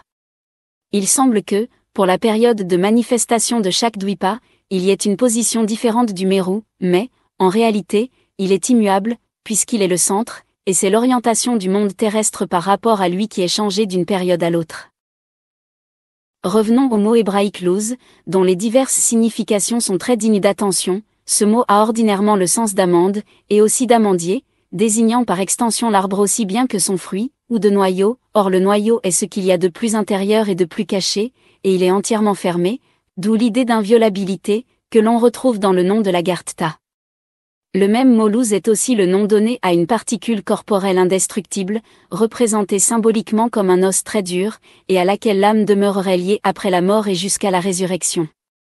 Comme le noyau contient le germe, et comme l'os contient la moelle, ce luz contient les éléments virtuels nécessaires à la restauration de l'être, et cette restauration s'opérera sous l'influence de la rosée céleste, revivifiant les ossements desséchés. C'est à quoi fait allusion, de la façon la plus nette, cette parole de saint Paul: semé dans la corruption, il ressuscitera dans la gloire. Ici comme toujours, la gloire se rapporte à la Shérina, envisagée dans le monde supérieur, et avec laquelle la rosée céleste a une étroite relation, ainsi qu'on a pu s'en rendre compte précédemment. Le luz, étant impérissable, est, dans l'être humain, le noyau d'immortalité, comme le lieu qui est désigné par le même nom est le séjour d'immortalité, la sarette, dans les 2 cas, le pouvoir de l'ange de la mort. C'est en quelque sorte l'œuf ou l'embryon de l'immortel. Il peut être comparé aussi à la chrysalide d'où doit sortir le papillon, comparaison qui traduit exactement son rôle par rapport à la résurrection. On situe le luz vers l'extrémité inférieure de la colonne vertébrale. Ceci peut sembler assez étrange, mais s'éclaire par un rapprochement avec ce que la tradition hindoue dit de la force appelée Kundalini, qui est une forme de la Shakti considérée comme immanente à l'être humain. Cette force est représentée sous la figure d'un serpent enroulé sur lui-même, dans une région de l'organisme subtil correspondant précisément aussi à l'extrémité inférieure de la colonne vertébrale. Il en est du moins ainsi chez l'homme ordinaire, mais, par l'effet de pratiques telles que celle du Hatha Yoga, elle s'éveille, se déploie et s'élève à travers les roues, chakras, ou lotus, kamala, qui répondent aux divers plexus, pour atteindre la région correspondant au 3e œil, c'est-à-dire à l'œil frontal de Shiva. Ce stade représente la restitution de l'état primordial, où l'homme recouvre le sens de l'éternité et, par là, obtient ce que nous avons appelé ailleurs l'immortalité virtuelle. Jusque-là, nous sommes encore dans l'état humain. Dans une phase ultérieure, Kundalini atteint finalement la couronne de la tête, et cette dernière phase se rapporte à la conquête effective des états supérieurs de l'être. Ce qui semble résulter de ce rapprochement, c'est que la localisation du luz dans la partie inférieure de l'organisme se réfère seulement à la condition de l'homme déchu, et, pour l'humanité terrestre envisagée dans son ensemble, il en est de même de la localisation du centre spirituel suprême dans le monde souterrain. Chapitre 8. Le centre suprême caché pendant le Kali Yuga. L'Agartha, dit-on en effet, ne fut pas toujours souterraine, et elle ne le demeurera pas toujours. Il viendra un temps où, suivant les paroles rapportées par M. Ossandowski, les peuples d'Agarthi sortiront de leurs cavernes et apparaîtront sur la surface de la Terre. Avant sa disparition du monde visible, ce centre portait un autre nom, car celui d'Agartha, qui signifie insaisissable ou inaccessible, et aussi inviolable, car c'est le séjour de la paix, Salem, ne lui aurait pas convenu alors. M. Ossandowski précise qu'il est devenu souterrain il y a plus de 6000 ans, et il se trouve que cette date correspond, avec une approximation très suffisante, au début du Kali Yuga ou âge noir, l'âge de fer des anciens occidentaux, la dernière des 4 périodes en lesquelles se divise le Manvantara. Sa réapparition doit coïncider avec la fin de la même période. Nous avons parlé plus haut des allusions faites par toutes les traditions à quelque chose qui est perdu ou caché, et que l'on représente sous des symboles divers. Ceux-ci, quand on le prend dans son sens général, celui qui concerne tout l'ensemble de l'humanité terrestre, se rapporte précisément aux conditions du Kali Yuga.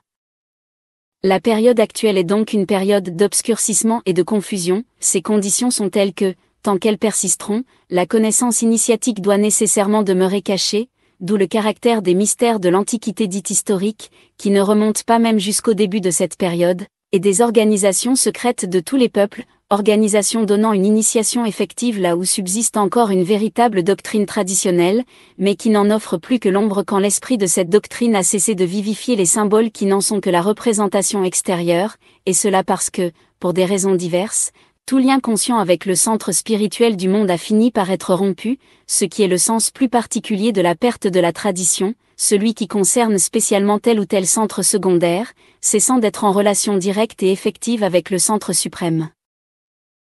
On doit donc, comme nous le disions déjà précédemment, parler de quelque chose qui est caché plutôt que véritablement perdu, puisqu'il n'est pas perdu pour tous et que certains le possèdent encore intégralement, et, s'il en est ainsi, d'autres ont toujours la possibilité de le retrouver, pourvu qu'ils le cherchent comme il convient, c'est-à-dire que leur intention soit dirigée de telle sorte que, par les vibrations harmoniques qu'elle éveille selon la loi des actions et réactions concordantes, elle puisse les mettre en communication spirituelle effective avec le centre suprême. Cette direction de l'intention a d'ailleurs, dans toutes les formes traditionnelles, sa représentation symbolique. Nous voulons parler de l'orientation rituelle. Celle-ci, en effet, est proprement la direction vers un centre spirituel, qui, quel qu'il soit, est toujours une image du véritable centre du monde. Mais, à mesure qu'on avance dans le Kali Yuga, l'union avec ce centre, de plus en plus fermé et caché, devient plus difficile, en même temps que deviennent plus rares les centres secondaires qui le représentent extérieurement, et pourtant, quand finira cette période, la tradition devra être manifestée de nouveau dans son intégralité, puisque le commencement de chaque Manvantara, coïncidant avec la fin du précédent, implique nécessairement, pour l'humanité terrestre, le retour à l'état primordial. En Europe, tout lien établi consciemment avec le centre par le moyen d'organisation régulière est actuellement rompu, et il en est ainsi depuis déjà plusieurs siècles. D'ailleurs, cette rupture ne s'est pas accomplie d'un seul coup, mais en plusieurs phases successives. La première de ces phases remonte au début du XIVe siècle. Ce que nous avons déjà dit ailleurs des ordres de chevalerie peut faire comprendre qu'un de leurs rôles principaux était d'assurer une communication entre l'Orient et l'Occident, communication dont il est possible de saisir la véritable portée si l'on remarque que le centre dont nous parlons ici a toujours été décrit, au moins en ce qui concerne les temps historiques, comme situé du côté de l'Orient. Cependant, après la destruction de l'ordre du Temple, le rosicrucianisme, ou ce à quoi l'on devait donner ce nom par la suite, continua à assurer la même liaison, quoique d'une façon plus dissimulée. La Renaissance et la Réforme marquèrent une nouvelle phase critique, et enfin, d'après ce que semble indiquer saint Yves, la rupture complète aurait coïncidé avec les traités de Westphalie qui, en 1648, terminèrent la guerre de 30 ans. Or il est remarquable que plusieurs auteurs aient affirmé précisément que, peu après la guerre de 30 ans, les vrais Rose-Croix ont quitté l'Europe pour se retirer en Asie, et nous rappellerons, à ce propos, que les adeptes rosicruciens étaient au nombre de 12, comme les membres du cercle le plus intérieur de l'Agartha, et conformément à la constitution commune à tant de centres spirituels formés à l'image de ce centre suprême. À partir de cette dernière époque, le dépôt de la connaissance initiatique effective n'est plus gardé réellement par aucune organisation occidentale. Aussi Swedenborg déclare-t-il que c'est désormais parmi les sages du Tibet et de la Tartarie qu'il faut chercher la parole perdue, et, de son côté, Anne-Catherine Emmerich a la vision d'un lieu mystérieux qu'elle appelle la montagne des prophètes, et qu'elle situe dans les mêmes régions. Ajoutons que c'est des informations fragmentaires que Madame Blavatsky put recueillir sur ce sujet, sans d'ailleurs en comprendre vraiment la signification, que naquit chez elle l'idée de la Grande Loge Blanche, que nous pourrions appeler, non plus une image, mais tout simplement une caricature ou une parodie imaginaire de l'Agartha. Chapitre 9. L'Omphalos et les Béthyles. D'après ce que rapporte M. Ossandowski, le roi du monde apparut jadis plusieurs fois, dans l'Inde et au Siam, bénissant le peuple avec une pomme d'or surmontée d'un agneau, et ce détail prend toute son importance lorsqu'on le rapproche de ce que saint Yves dit du cycle de l'agneau et du bélier. D'un autre côté, et ceci est encore plus remarquable, il existe dans la symbolique chrétienne d'innombrables représentations de l'agneau sur une montagne d'où descendent 4 fleuves, qui sont évidemment identiques aux 4 fleuves du paradis terrestre. Or nous avons dit que l'Agartha, antérieurement au début du Kali Yuga, portait un autre nom, et ce nom était celui de Paradesha, qui, en sanskrit, signifie contrée suprême, ce qui s'applique bien au centre spirituel par excellence, désigné aussi comme le cœur du monde. C'est de ce mot que les Chaldéens ont fait Pardès et les Occidentaux paradis. Tel est le sens originel de ce dernier mot, et ceci doit achever de faire comprendre pourquoi nous disions précédemment que ce dont il s'agit est toujours, sous une forme ou sous une autre, la même chose que le Pardès de la Kabbale hébraïque. D'autre part, en se reportant à ce que nous avons expliqué sur le symbolisme du pôle, il est facile de voir aussi que la montagne du paradis terrestre est identique à la montagne polaire dont il est question, sous des noms divers, dans presque toutes les traditions. Nous avons déjà mentionné le Mérou des Hindous et l'Alborge des Perses, ainsi que le mont Salva de la légende occidentale du Graal. Nous citerons aussi la montagne de Kaf des Arabes, et même l'Olympe des Grecs, qui, à bien des égards, a la même signification. Il s'agit toujours d'une région qui, comme le paradis terrestre, est devenue inaccessible à l'humanité ordinaire, et qui est située hors de l'atteinte de tous les cataclysmes qui bouleversent le monde humain à la fin de certaines périodes cycliques. Cette région est véritablement la contrée suprême, du reste, d'après certains textes védiques et avestiques, sa situation aurait été primitivement polaire, même au sens littéral de ce mot, et, quoi qu'il en puisse être de sa localisation à travers les différentes phases de l'histoire de l'humanité terrestre, elle demeure toujours polaire au sens symbolique, puisqu'elle représente essentiellement l'axe fixe autour duquel s'accomplit la révolution de toute chose. La montagne figure naturellement le centre du monde avant le Kali Yuga, c'est-à-dire alors qu'il existait en quelque sorte ouvertement et n'était pas encore souterrain, elle correspond donc à ce qu'on pourrait appeler sa situation normale, en dehors de la période obscure dont les conditions spéciales impliquent une sorte de renversement de l'ordre établi. Il faut d'ailleurs ajouter que, à part ces considérations se référant aux lois cycliques, les symboles de la montagne et de la caverne ont l'un et l'autre leur raison d'être, et qu'il y a entre eux un véritable complémentarisme. En outre, la caverne peut être envisagée comme située à l'intérieur de la montagne elle-même, ou immédiatement au-dessous de celle-ci. Il y a encore d'autres symboles qui, dans les traditions antiques, représentent le centre du monde. Un des plus remarquables est peut-être celui de l'omphalos, que l'on retrouve également chez presque tous les peuples. Le mot grec omphalos signifie ombilique, mais il désigne aussi, d'une façon générale, tout ce qui est centre, et plus spécialement le moyeu d'une roue. En sanskrit, le mot nabi a pareillement ses différentes acceptions, et il en est de même, dans les langues celtiques et germaniques, des dérivés de la même racine, qui s'y trouvent sous les formes nab et nav. D'autre part, en gallois, le mot nav ou naf, qui est évidemment identique à ces derniers, a le sens de chef et s'applique même à Dieu, c'est donc l'idée du principe central qui est ici exprimée. Le sens de moyeu a d'ailleurs, à cet égard, une importance toute particulière, parce que la roue est partout un symbole du monde accomplissant sa rotation autour d'un point fixe, symbole qui doit donc être rapproché de celui du svastika, mais, dans celui-ci, la circonférence qui représente la manifestation n'est pas tracée, de sorte que c'est le centre lui-même qui est désigné directement. Le svastika n'est pas une figure du monde, mais bien de l'action du principe à l'égard du monde. Le symbole de l'omphalos pouvait être placé en un lieu qui était simplement le centre d'une région déterminée, centre spirituel, d'ailleurs, bien plutôt que centre géographique, quoique les deux aient pu coïncider en certains cas, mais, s'il en était ainsi, c'est que ce point était véritablement, pour le peuple habitant la région considérée, l'image visible du centre du monde, de même que la tradition propre à ce peuple n'était qu'une adaptation de la tradition primordiale sous la forme qui convenait le mieux à sa mentalité et à ses conditions d'existence.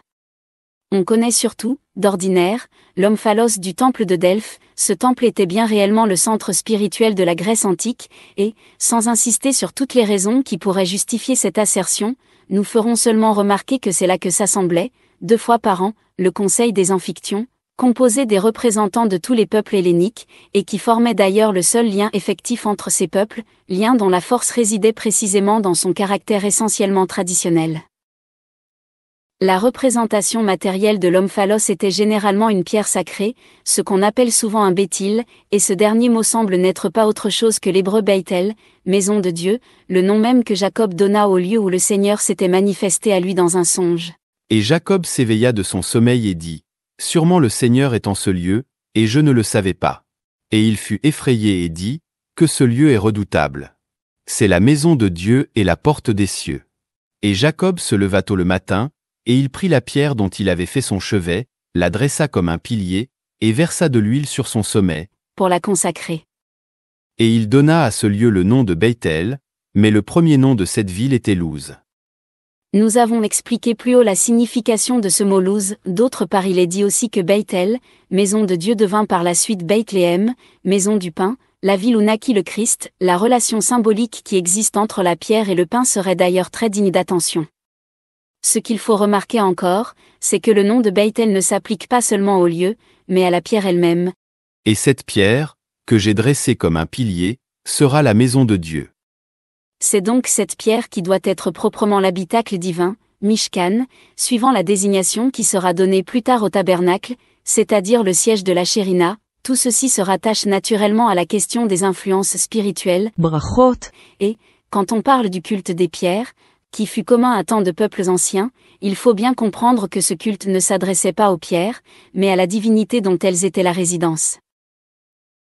La pierre représentant l'omphalos pouvait avoir la forme d'un pilier, comme la pierre de Jacob. Il est très probable que, chez les peuples celtiques, certains menhirs avaient cette signification, et les oracles étaient rendus auprès de ces pierres, comme à Delphes, ce qui s'explique aisément, dès lors qu'elles étaient considérées comme la demeure de la divinité, la maison de Dieu, d'ailleurs, s'identifie tout naturellement au centre du monde.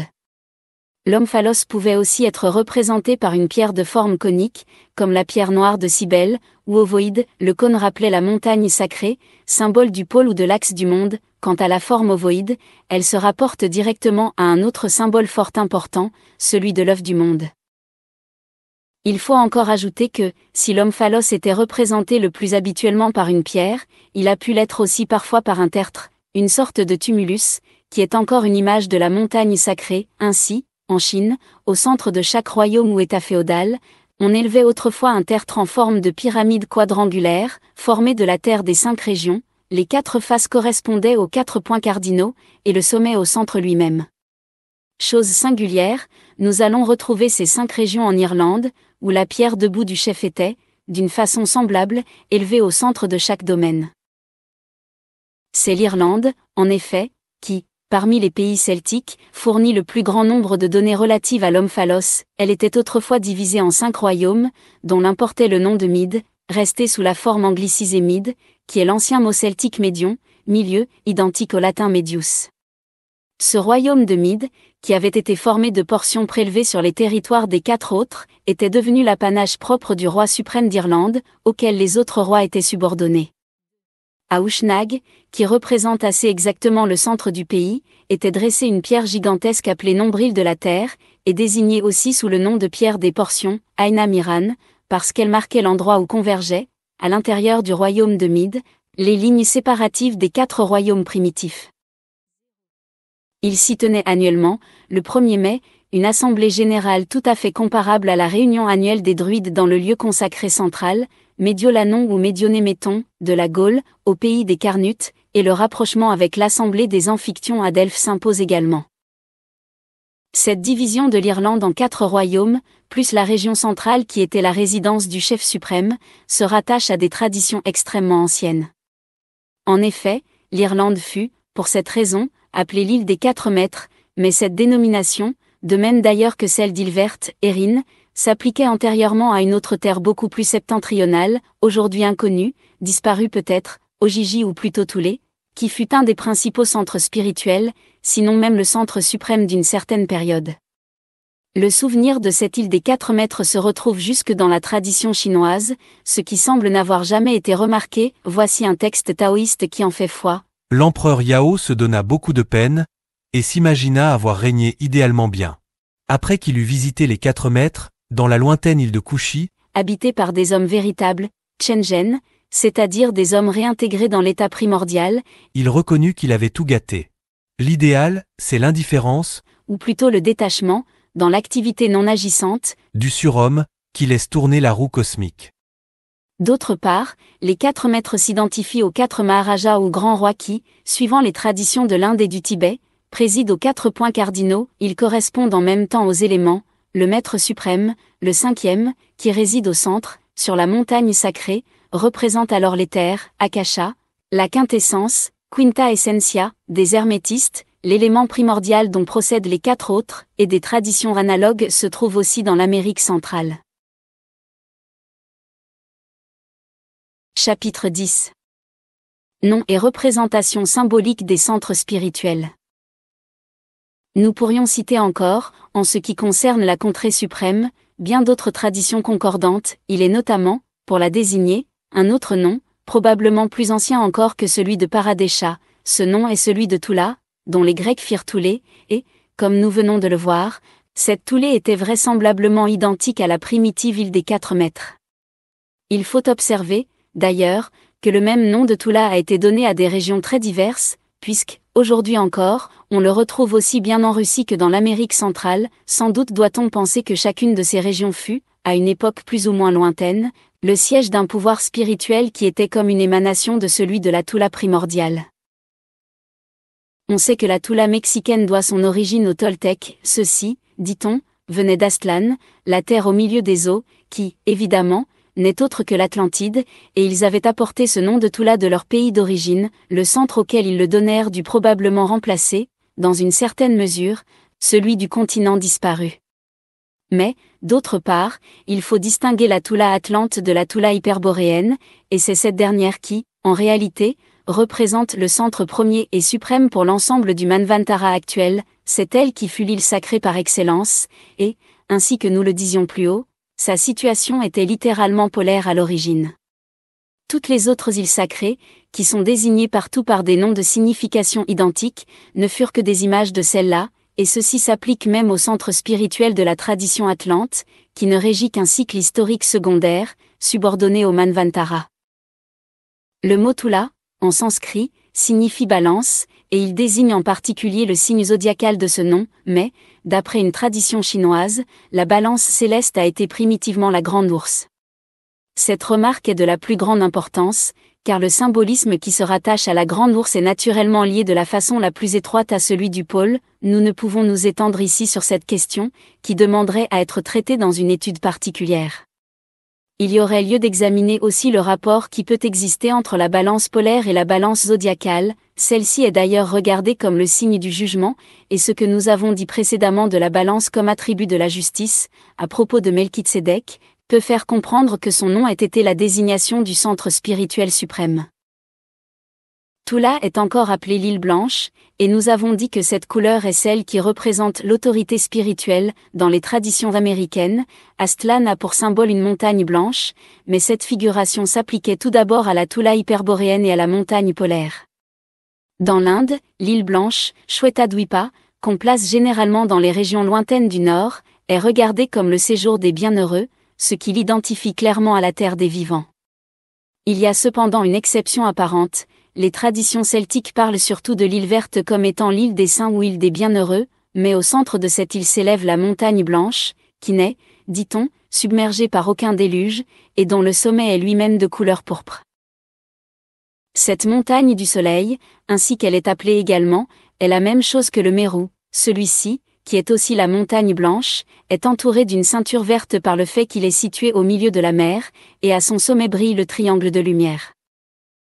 À la désignation de centre spirituel comme l'île blanche, désignation qui, nous le rappelons encore, a pu s'appliquer comme les autres à des centres secondaires, et non pas uniquement au centre suprême auquel elle convenait en premier lieu, il faut rattacher les noms de lieux, contrées ou villes, qui expriment pareillement l'idée de blancheur. Il en existe un assez grand nombre, d'Albion à l'Albanie en passant par Albe la Longue, la cité-mère de Rome, et les autres cités antiques qui ont pu porter le même nom. Chez les Grecs, le nom de la ville d'Argos a la même signification, et la raison de ces faits apparaîtra plus nettement par ce que nous dirons un peu plus loin. Il y a encore une remarque à faire sur la représentation du centre spirituel comme une île, qui renferme d'ailleurs la montagne sacrée, car, en même temps qu'une telle localisation a pu exister effectivement, quoique toutes les terres saintes ne soient pas des îles, elle doit avoir aussi une signification symbolique. Les faits historiques eux-mêmes, et surtout ceux de l'histoire sacrée, traduisent en effet à leur façon des vérités d'ordre supérieur, en raison de la loi de correspondance qui est le fondement même du symbolisme, et qui unit tous les mondes dans l'harmonie totale et universelle. L'idée qu'évoque la représentation dont il s'agit est essentiellement celle de stabilité, que nous avons précisément indiquée comme caractéristique du pôle. L'île demeure immuable au milieu de l'agitation incessante des flots, agitation qui est une image de celle du monde extérieur, et il faut avoir traversé la mer des passions pour parvenir au mont du salut, au sanctuaire de la paix. Chapitre 11.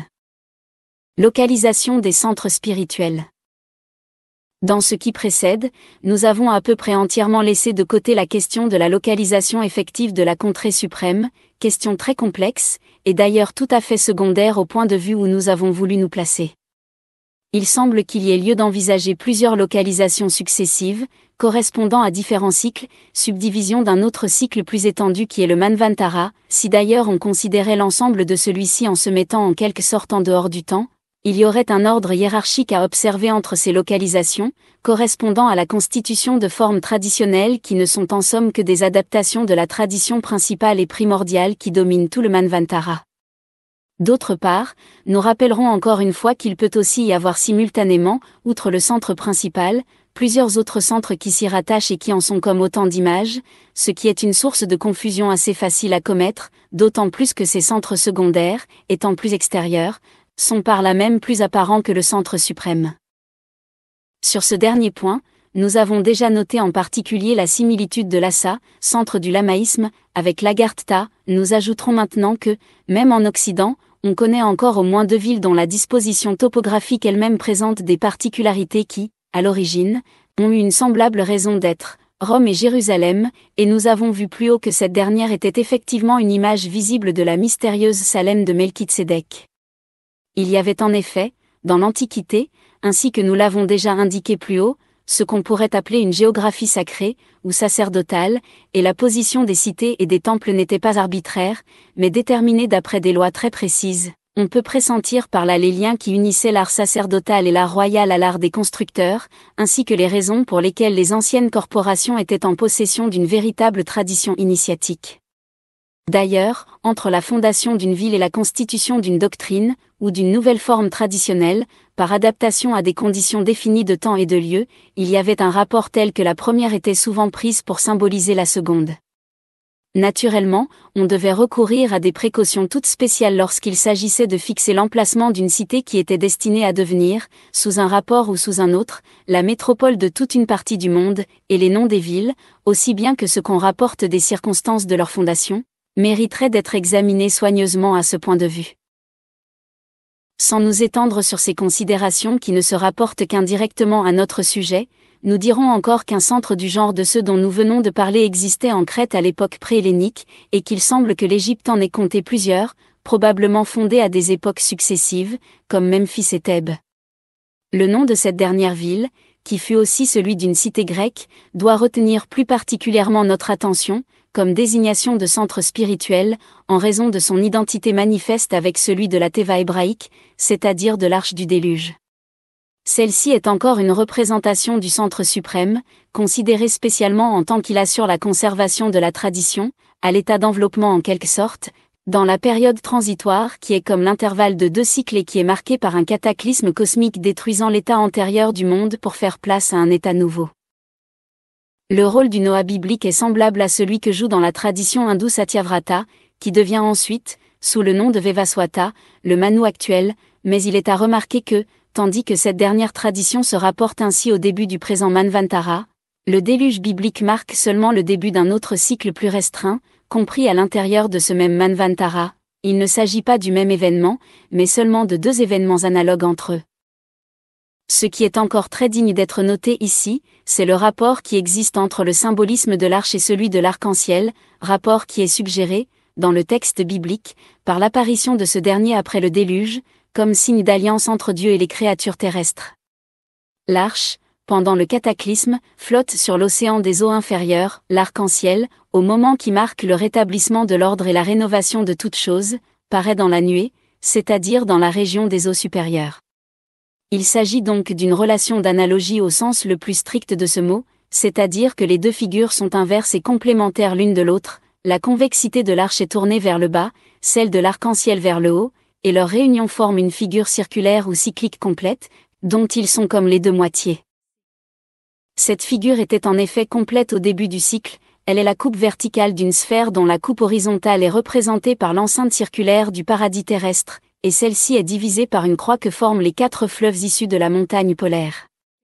La reconstitution doit s'opérer à la fin du même cycle, mais alors, dans la figure de la Jérusalem céleste, le cercle est remplacé par un carré, et ceci indique la réalisation de ce que les hermétistes désignaient symboliquement comme la quadrature du cercle, la sphère, qui représente le développement des possibilités par l'expansion du point primordial et central, se transforme en un cube lorsque ce développement est achevé et que l'équilibre final est atteint pour le cycle considéré.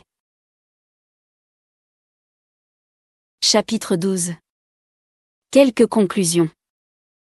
Du témoignage concordant de toutes les traditions, une conclusion se dégage très nettement, c'est l'affirmation qu'il existe une Terre sainte par excellence, prototype de toutes les autres terres saintes, centre spirituel auquel tous les autres centres sont subordonnés.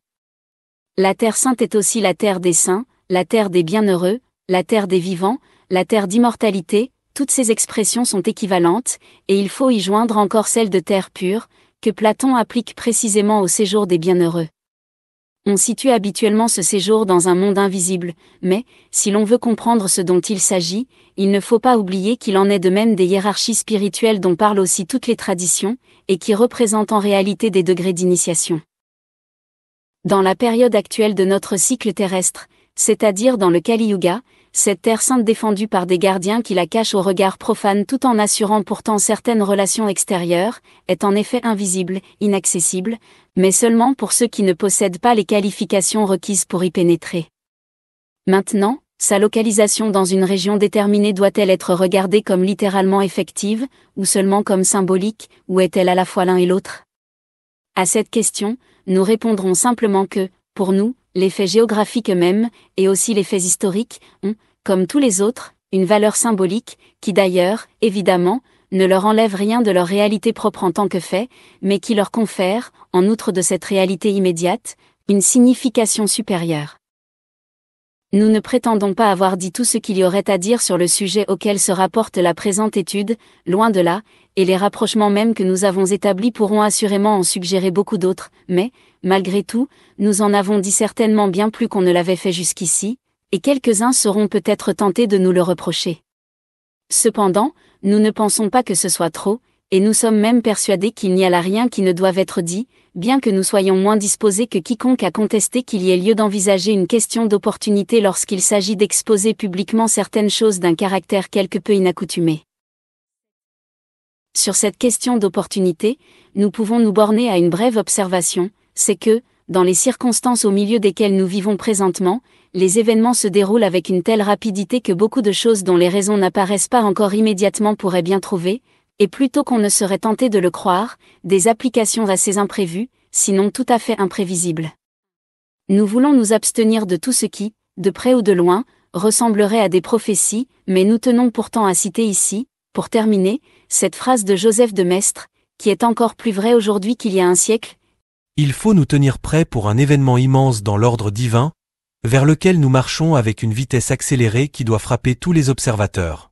Des oracles redoutables annoncent déjà que les temps sont arrivés.